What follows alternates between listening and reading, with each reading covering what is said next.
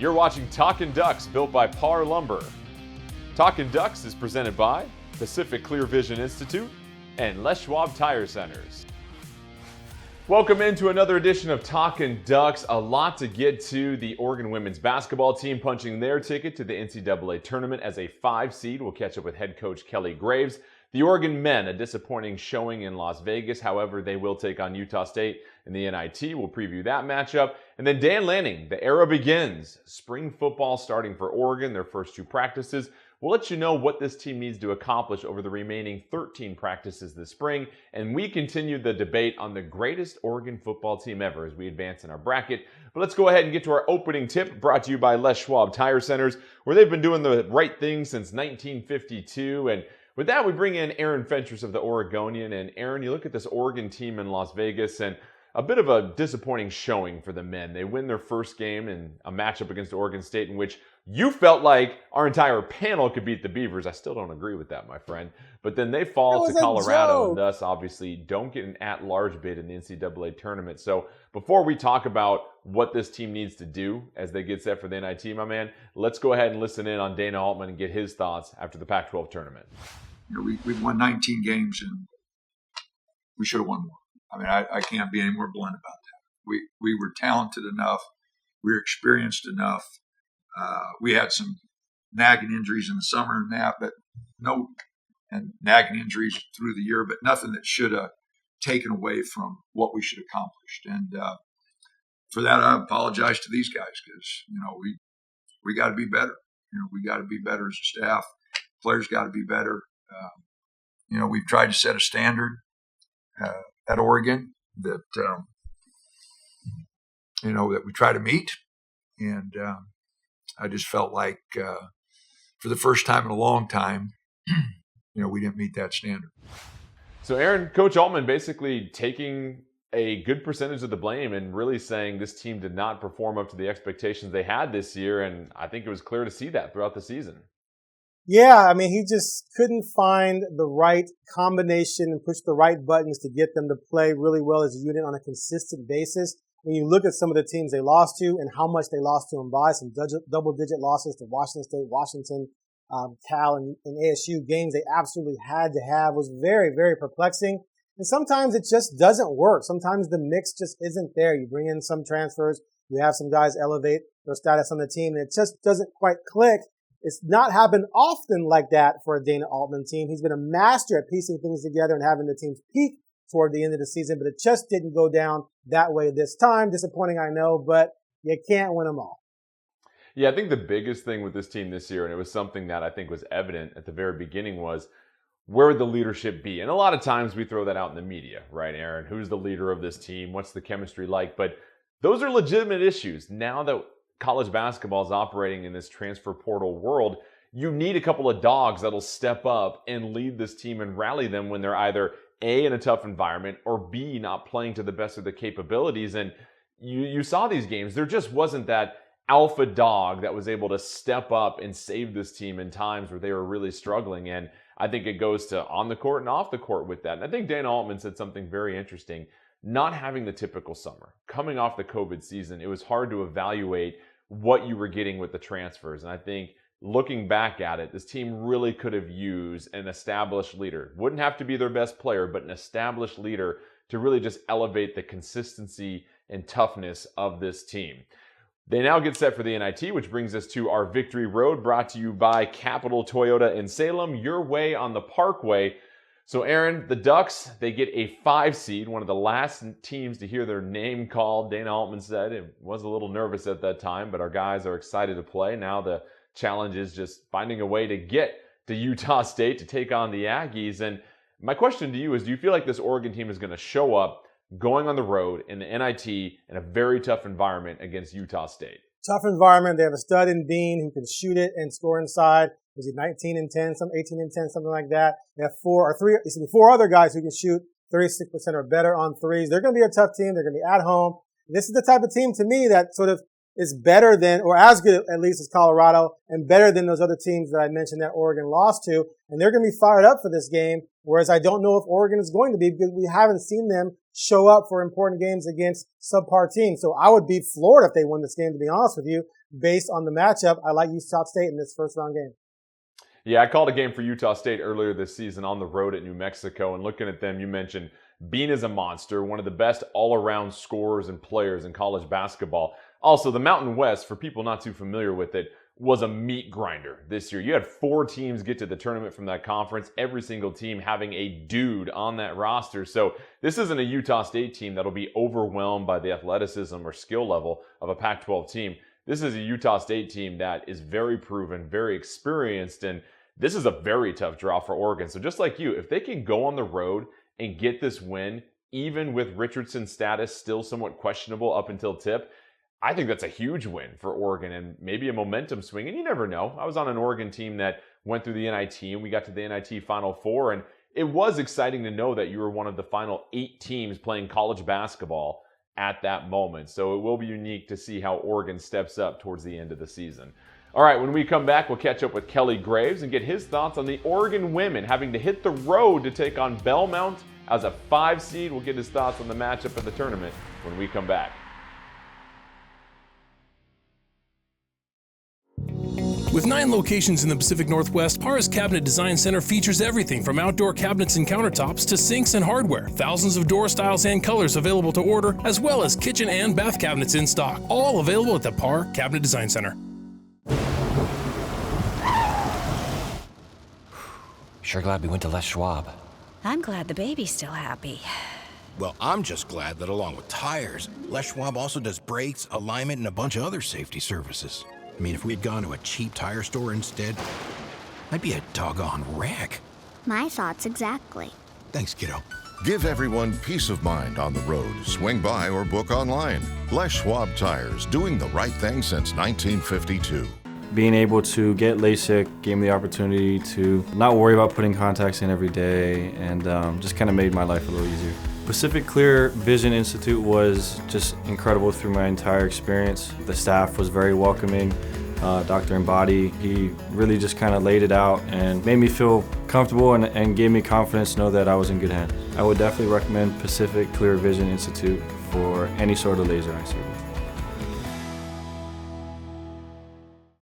Welcome to your Capital Toyota. From the moment you walk through the doors, we're here for you. Buy, sell, trade. We got you covered. It's everything you need in one place. Great service? Check. Easy to work with? Check. We want you to be happy, and it shows in everything we do.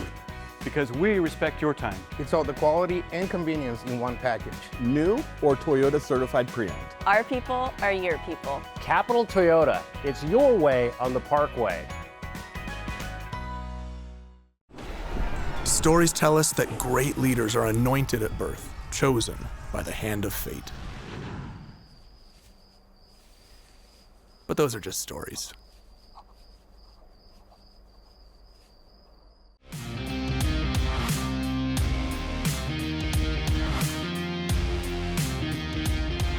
You're watching Talkin' Ducks, built by Parr Lumber.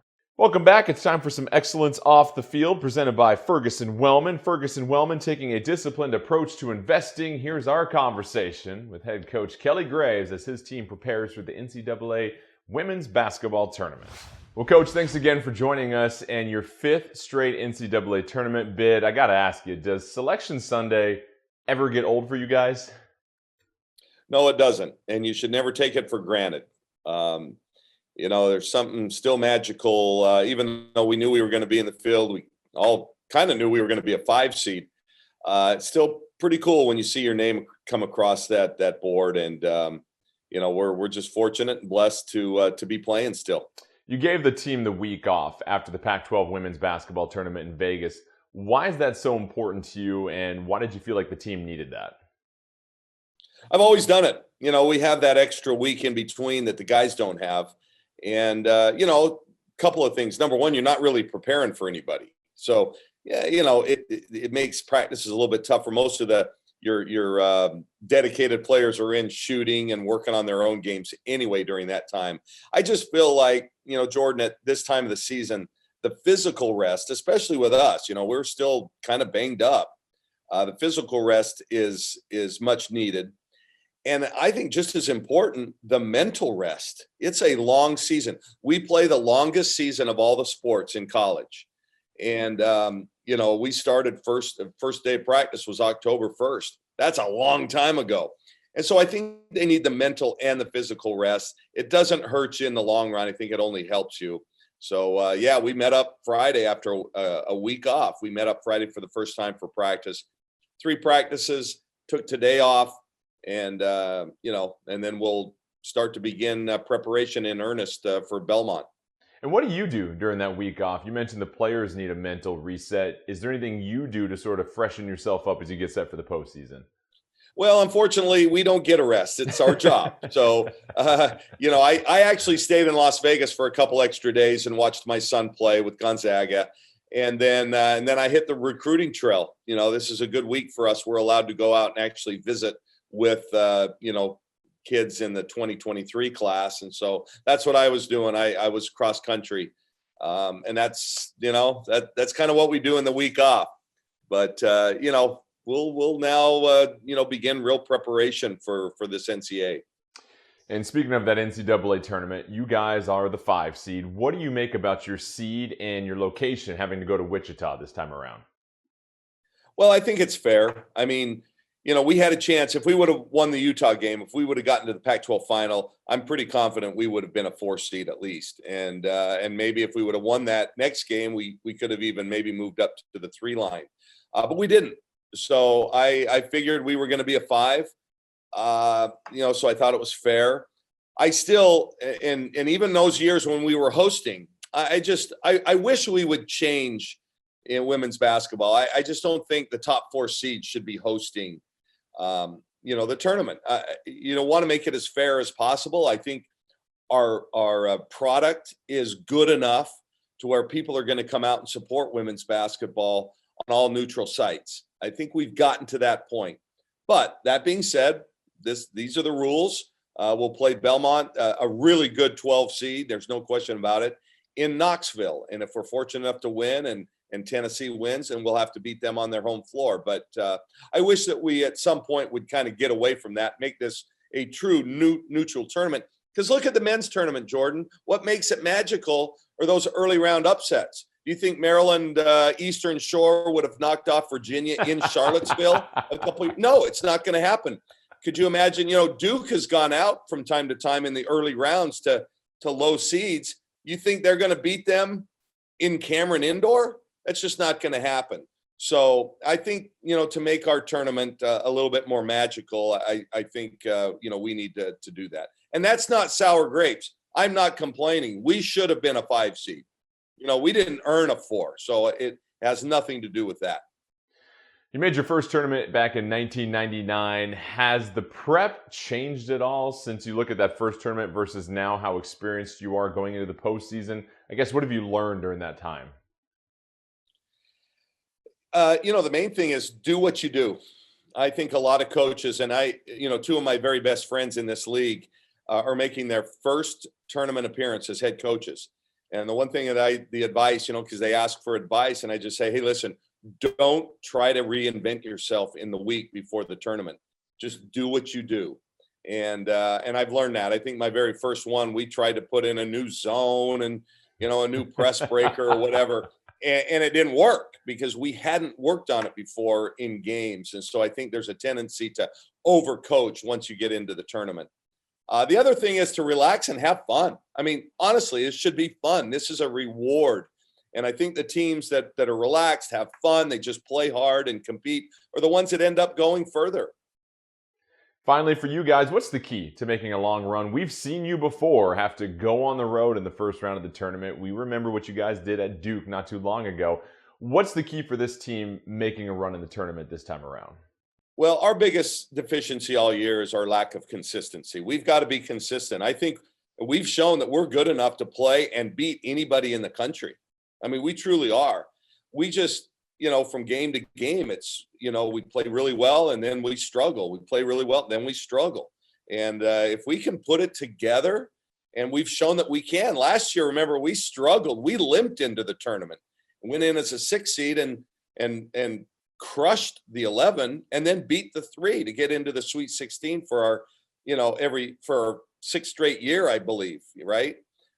So we're, I think we can draw on that experience to make a long run. But we've got to be consistent. I think at this point in time, everybody's got to play well. That's just the name of the game. Thanks again to Coach Graves. When we come back, Joey and Anthony will join us and we'll talk about spring ball, the Dan Lanning era beginning on the field for the Ducks. Plenty more when we return. Do you have a stay-at-home project? We can help. Contact Parr from the comfort of your home. Get a free quote online or call a pro to order your materials. And the best part? We deliver. Call us or visit Parr.com for details. Parr, your project experts for 90 years.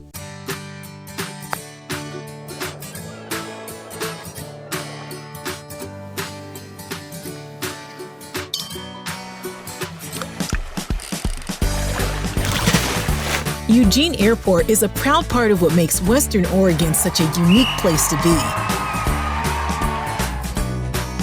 With nonstop routes that connect to hundreds of destinations, fly local, fly EUG. In the heart of the South Willamette Valley, just 12 miles southwest of Eugene, distinctive handcrafted wines are waiting for you at Sylvan Ridge Winery. Sylvan Ridge Wines bring unassuming, casual elegance to your homes, tables, and celebrations, and are best paired with the mainstays of a social gathering: good food, fond friends, and lively conversation. Discover our wines by visiting our tasting room. For a list of events or to plan your visit, go to sylvanridge.com. Proud partners of the Oregon Ducks. Since 1961, Comfort Flow Heating has provided service to more than 50,000 homes and businesses in the Willamette Valley. While the technology and techniques in our industry have changed, our founding principles have remained the same: to provide exceptional service in all areas of our business and for our customers to enjoy their products from us and be comfortable for years to come. From all of us at Comfort Flow, thank you for choosing us. Go Ducks! Sometimes leadership is scary, but so is regret.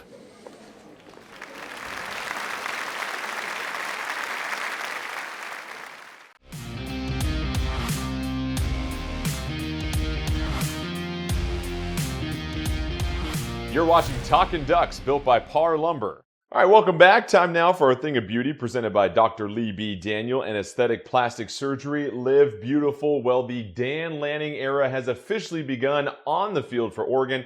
They started spring practice this week. It was the first of 2 practices before the team takes a 2-week hiatus. You've got finals, spring break, and then 13 more practices until they get set for the spring game on April 23rd. So Oregon going out there, getting a chance to get familiar with just moving around in the jerseys once again. But let's go ahead and hear from Dan Lanning, his thoughts from the first 2 practices of spring ball.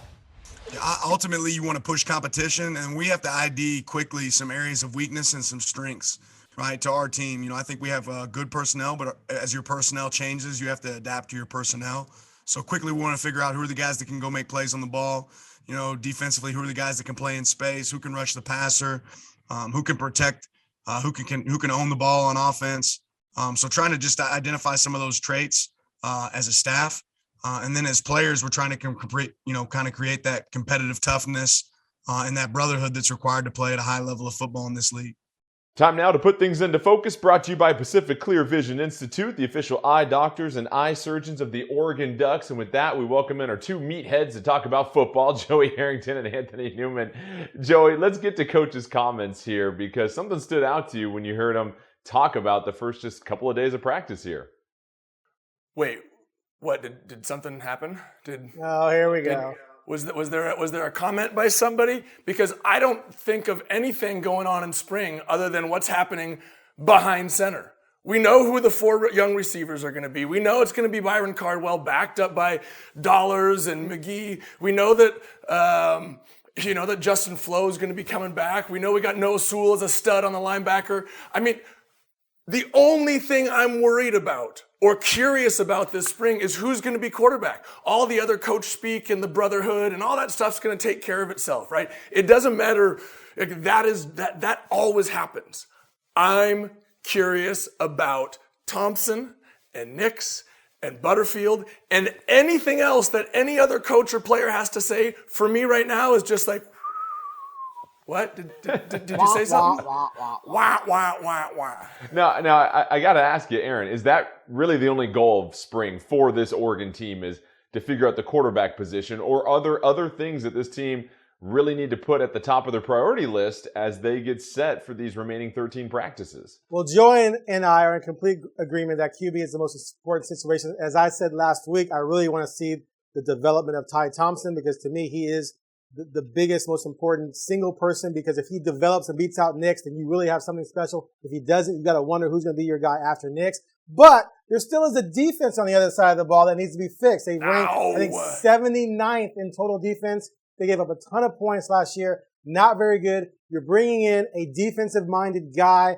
You expect him to reshape that defense while learning the players on the fly. He mentioned he's got to learn guys who can do what, how they fit in his system, and sort of how he has to tailor his system around them. And of course, the players are hearing new voices, learning new schemes. They have to adjust to the coaches as well. So there's a lot going on that defensive side as well. And Anthony, that's what I'm curious about, because you look at the NFL draft coming up for the Ducks, and a lot of talent clearly in the secondary and the defensive line. You know the linebackers are going to be great for Oregon, but it does feel like we don't quite know what's going to happen at the front of this defense, and then, of course, on the back end of it with this secondary. Well, Coach Lanning and his crew, they have a lot of work to do, as well as the players have a lot of work to do in spring ball. And when you look at spring ball, I think there's two different types of spring ball. There's the spring ball for the new players, or the players that are trying to establish themselves and trying to get in that too deep rotation. And there's spring ball for guys who are studs, guys who need to kind of protect themselves and not get hurt during spring ball. But the problem is you have a new coaching staff. Everybody on that staff is brand new. So now you have to prove to the coaches that you can play and you are a baller. And they can coach you now. I think we have to understand that the quarterback, no doubt, Joey, is the prime position here.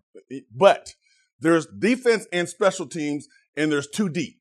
Okay, the backups, because when you go into good football teams and you're playing good football teams, there's a rotation that you need to have with that second string linebacker, that second string defensive lineman or nose tackle to create depth, to create speed, because you're always fast when you're healthy, and when you're exhausted and you're trying to create air in your oxygen and your lungs. You tend to kind of slow down a little bit, and when good teams take advantage of that, they whoop you. So you need depth. That's what they're going to find out during spring ball. The young guys, they're going to have to do everything. They're going to have to prove that they can play, and you need those young players to step up and play football. You're 100% correct, Anthony. I'm going to say that before Joey gets going. Wait, what? Did somebody say something that wasn't about a quarterback this spring? I don't know. I was just kind of checking. Wow. I had an email come through, and I missed my nap this morning. Wow. Look, all that stuff is going to sort itself out. If you don't have a stud quarterback, you're not going to get to where you want to go. I think it's an incredible quarterback can make up for defensive weaknesses. You've seen that throughout. You've seen that for the last 20 years at Oregon football, right? We've been, quarterbacks, offense, explosion, and we've talked for years. The defense is getting better. Defense is getting better. The defense is getting better. Well, you know what? If we don't have this quarterback, this whoever it is to take us there, I don't know. I think we're still going to be having the same type of conversations that we had last year about Anthony Brown going forward. This spring is about quarterbacks, and all the other stuff is going to sort itself out. One more quick thought, Aaron. What stood out to me with Lanning is that he said you adapt to your personnel rather than making your personnel adapt to a specific scheme. Is it fair to say that in the spring, you're going to learn more about what you have, and that'll determine for this Oregon team what their identity will be, whether that is an offensive identity or defensive identity? It feels like getting these guys out in the spring, you at least get a hint of that so that when you come to fall camp, you've got an idea of, hey, we're going to be this type of football team on this side of the ball. Absolutely. There's no doubt Dan Lanning has a master plan for how he wants to coach defense, and the same thing with Dillingham on offense. However, they're inheriting someone else's team. And players players who came from some very highly ranked recruiting classes. So there's some physical ability on this roster. So it would be ridiculous for them to come in and say, we're going to make all these guys play exactly the way we want them to play. if they can't do it, then you're screwed. Then you're just going to be all disjointed in the fall. So there's going to be a balancing act, finding the guys who can do the things you want them to do, and then also adjusting the way you're going to do things to fit the players you have, who we all know are high-end talented guys. It's not like there's a bunch of, two-star kids on this team that they're just going to ignore and say, well, that guys can't play for us. There's a bunch of 4, some 5-star kids on this roster who need to be on the field, but you have to cater your system to fit their talents to get maximum performance out of those players. Jordan, By before the way, you go to listen commercial, the Jordan, to be before the you only go to one that says commercial, quarterback is the only position that matters. All right, Before don't you go go to anywhere. When we commercial. come back, we'll catch up with our friend Matt Prehm and get an idea about the latest recruiting news with Oregon football. It's a big weekend. Plenty more when we come back on Talkin' Ducks.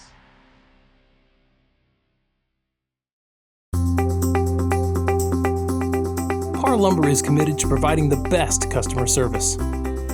We provide personal service. We're problem solvers. We're positive and courteous. We're competent and professional. We are committed to delivering exceptional service every time. We're appreciative and we care. We are Parr Lumber.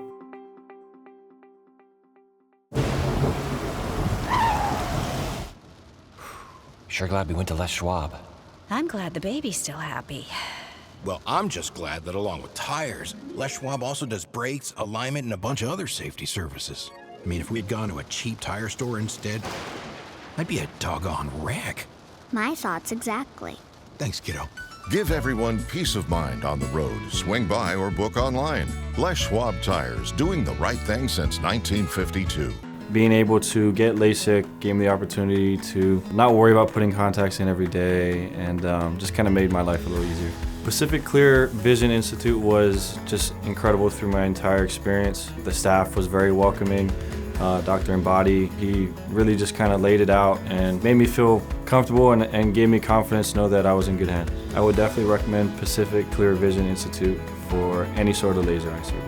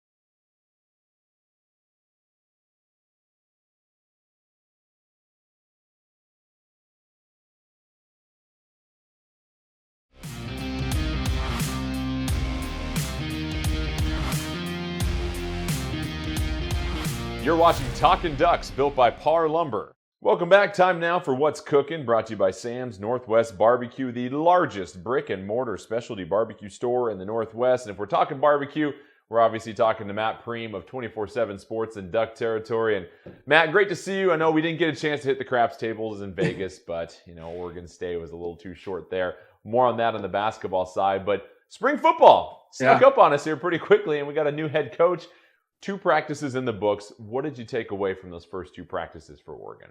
Yeah, I missed the first because I was with you in Vegas covering the basketball. But the second, I got back in time. And it's certainly a team where there's some guys that are not playing right now. Starting center Alex Forsyth was not taking reps on Thursday or Saturday's practice. The defensive line, Popo Amave, Brandon Dorless are a couple of the guys along that position group who are not participating in drills. But I don't think any of them are long-term concerns. They should be ready to go for fall camp. It's all just precautionary. They certainly have played enough football. Oregon knows who those guys are. Newcomers offense. It's going to be interesting to see how that plays out with Bo Nix at quarterback. He's there. Anthony Jones, a high school early enrollee, he has arrived. And then I think one of the most important things is just efficiency. I asked Dan Lanning what are the things that he looks at when practice is over with, and he quickly pointed out that we need to be more efficient, getting from drill to drill, position drill to position drill, team drill to team drill. And he noted from day 1 to day 2, it got significantly better.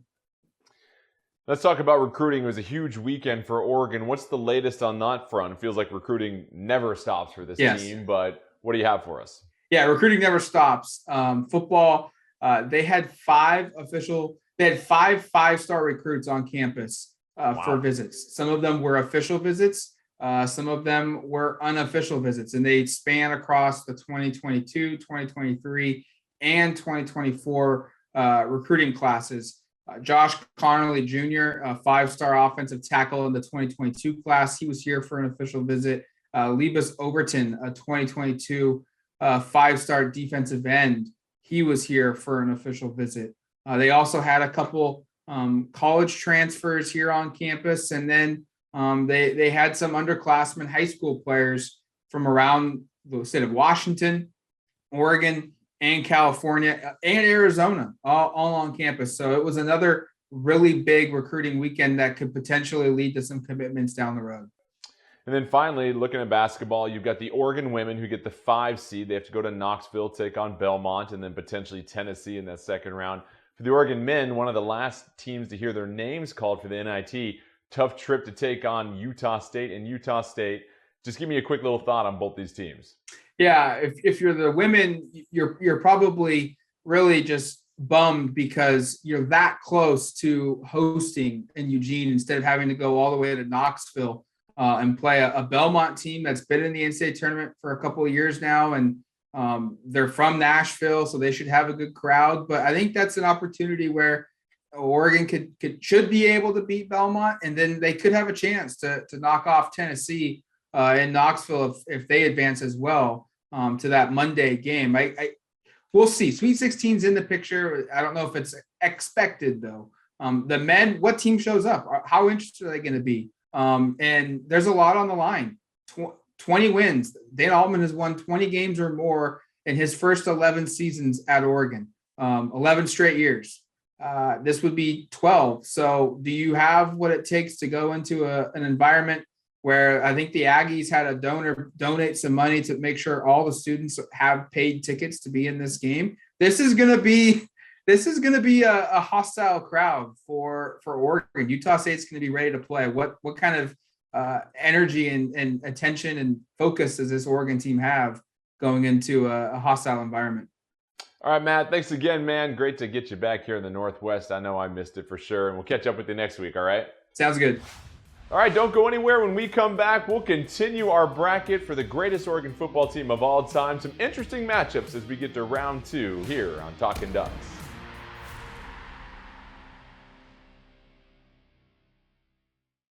Since 1961, Comfort Flow Heating has provided service to more than 50,000 homes and businesses in the Willamette Valley. While the technology and techniques in our industry have changed, our founding principles have remained the same: to provide exceptional service in all areas of our business and for our customers to enjoy their products from us and be comfortable for years to come. From all of us at Comfort Flow, thank you for choosing us. Go Ducks!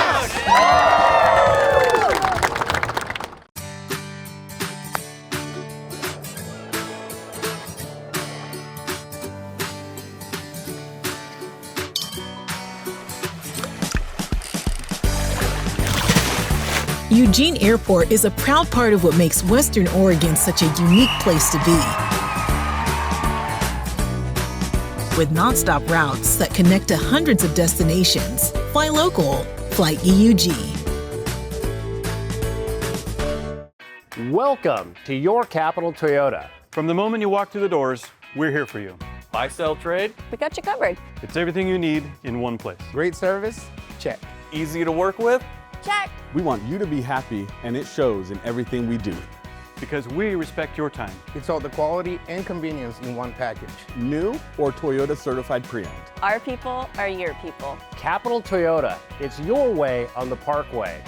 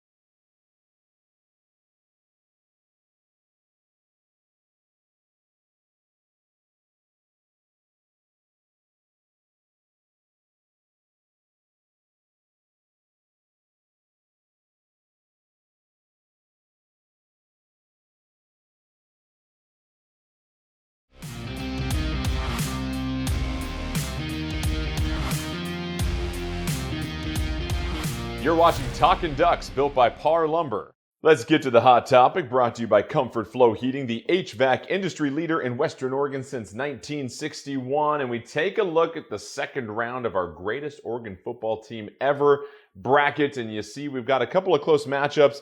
Let's start with the first one, the 4 seed of 2012 versus the 5 seed of 2011. And let's start with you, Aaron, because these are two Mariota-led teams that obviously had high hopes and high ambitions, had a couple of losses during the year that knocked them off track, but still a lot of talent on both these rosters. Yeah, 11, actually, that was still Darren Thomas's year. Mariota redshirted that season, and he took over in 2012. This is a tough one because that 11 team was really, really good. One of their losses was to LSU, which was by far a better loss than the 2012's lone loss to Stanford, which still boggles the mind. They cost me a trip to Miami. I'm still pissed about that. But anyway, back to 2011, that was the first team to win a Rose Bowl in like ever, and you had LaMichael James. But for me, 2012 was a little bit better because a lot of the guys on 2011 were back in 2012, older and better, and of course Mariota was better than Thomas. So I'm going to go with 2012 by the slimmest of margins, just really, really slim, but I would give that team the edge by 7 points. Joey, do you agree? Aaron may have talked me out of my own argument because last week I said I'm not going to bet against a Marcus-led team, but you made the point that that LSU loss was significantly better than that loss of the 2012 team, and they won a Rose Bowl. I don't know. I'm gonna ride the fence on this one. Anthony, where are you falling? Well, if Marcus is on the football team, that's the team I'm going with. I know. I mean, it's simple. I wanted to pick an upset though. Like we got to have an upset somewhere. No, there's no upsets in a bracket like this. No. Nah. See, I'm going with 2011 because don't forget they still had LaMichael James. Like I get Darren to Marcus, but LaMichael James was still the best running back we've seen at Oregon in the last 15, 20 years, it feels like. Plus, that 2011 team went on the road and smashed Stanford with Andrew Luck in the middle of the year. So to me, I think it was just a little bit more of a complete team in 2011. I think head-to-head, I think there's just a little bit more explosion with that team. But it's a close call. So obviously that's why we have this bracket. Let's go to the next one here. But who did we choose? Yeah, who's our choice? I go with 2011 in that situation. 11 wins? 11 wins. It's two. Wait, we got 2 12s versus 2 11s. I got 12. I got 11. I got 11. That's why we have this conversation. All right, the next one, the number 1 seed, 2014, obviously losing to Ohio State in the national championship game versus 2013. Looking at these ones, Joey, let's start with you. Obviously, one team got to the promised land, or at least got to that game, while the other fell just short. Yeah, I don't think there's any better team other, if you're taking 2000 and 2001 out of the equation, I don't think there's any better team than 2014. So thank you. We can skip somewhere else. This as long as you take 2000 and 2001 out of this equation, then 2014 is the best. Yeah, this one's easy. 14 is better than 13. 13 fell apart. Marcus was a little banged up, but still 14 was better. It was a more mature version of 13. I'm trying to figure out how you debate this. I think Aaron came up with this concept, and I'm just confused. But because you have a team like 2012 with Marcus on the team, but the 2014, but Marcus is older. You got a lot of older players on the 2014 team that was on the 2012 team. So you got young guys playing against the same guys, but they're young and old. I don't know, but I know this. You just answered. The experience wins. But I know this. The 2014 team has a lot of weapons led by Marcus. A lot of weapons. And not only on the offense, because we're always talking about offense, but on the defensive side of the ball. Up front, they were stout with DeForest Buckner and Armstead. So that 2014 team, I don't really go by records not records, but meaning like, oh, there was a loss here, a loss there. No, I'm looking at dudes. They had a lot of dudes on that 2014 team with the best quarterback in the country. All right, going on to our next matchup. You've got 2010 versus 2000, the number 2 seed 2010 team, of course. Let Joey go first. What? Go ahead, Aaron. So let Joey go first. Yeah, okay. Joey, I'm going to let you handle this one. You were on that 2000 team. How would you fare facing up against the team that lost to Auburn in the national championship game after running the table through the regular season? I'm going to state facts, and then I'm going to pass it on to the other two, because I am obviously not neutral on this. The 2000 team beat 3 teams, if I remember correctly, in the top 10. Washington, UCLA, and Texas. The only 2 losses, and they beat a top 25 Arizona team. The only losses were to top 10 teams by, I guess the Oregon State game was a 2-score, but by a single score, right? So if you have 3 wins against top 10 teams and a win against the top 25 team, and your only losses are to top 10 teams, I'm just going to put that out there. Okay, thanks, Joey, for sharing. The 2010 team went undefeated and almost won the national championship. The end. But they didn't. How many games against true tough opponents did they play? And the time that they did play against a tough opponent, they lost. When they played their only top 10 team that year, they lost. No, they beat Stanford. Anthony, Stanford was top 10 that year. That year ended with only 2 teams ranked in the top 25. Actually, they both were in the top 10. That was Oregon and Stanford. So Stanford they beat, which was the top 10 team. And I agree with you that strength of schedule might have been better for 2000, but still, they went undefeated and they went to the national championship game. You got to put that team, to me, over a team that won the Holiday Bowl. Well, And Anthony, this is what's curious, though, because this was still in the BCS era, so Oregon did not have to play one playoff game against a top 4 team before they faced off against Auburn. Right. And to Joey's point, their only top 10 opponent that they played at the time, Auburn, during the season, handed them their only loss. No, Stanford was top 10. At the time when they played? Yeah, that was like a top 10 matchup. Okay, that was second top 10 opponent then. Well, here's my debate. You're talking about 2010 and 2000, and the offense is a little different. You had Chip Kelly and in that crazy offense, and everybody was trying to get used to Chip Kelly with that crazy offense, now loaded with a lot of speed on that team. So that 2000 team might have had some issues trying to stop that crazy offense. No. All I got to say is if we only had to play one top 10 team on the way to the national championship game, would we be undefeated too? It's a good point. I would entertain 2010 versus 2001, but not too. Hey, well, let's just do this, Joey. Call all your boys up, and we'll just line everybody up right now. So everybody's doing right now. 5 of them. 5. We played 5 on the way to the end of the season. That's a good point. All right, our final matchup. 2001, the number 3 seed team versus 2019, the number 6 seed. Is this any close at all? I know, Joey, you were, again, obviously leading that 2001 team.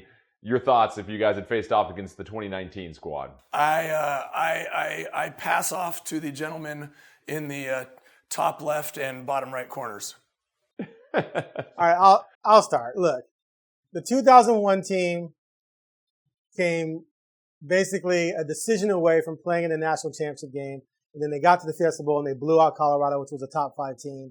The 2019 team had a chance for all-time greatness, and they choked it at Arizona State. A game they were favored to win by 14. They played horribly in the second half, fourth quarter, or in the third quarter, early fourth quarter, whatever it was. Herbert threw 2 inexcusable interceptions. They had that late bomb they gave up with the blown coverage. That was their chance, or they probably would have gone to the playoffs had they won that game at Arizona State. Still an all-time great team, but I'm not going to put them anywhere near the 2001 team, which closed the deal. with a great win against the Colorado Fiesta Bowl and won the conference. And it's just a better all-around team, I think. Anthony. Joey, I'm not going to vote against you, guy. You're my guy. So, you have the team. The check's in the mail, fella. The check's in the mail. Plain as simple as that. All right, well, that does it for the second round of our bracket. We'll move to the Final Four here next week, but don't go anywhere. When we come back, we'll talk about Marcus Mariota. Rumors galore, the free agent quarterback possibly finding a starting job in the NFL once again. We'll let you know when we come back on Talkin' Ducks.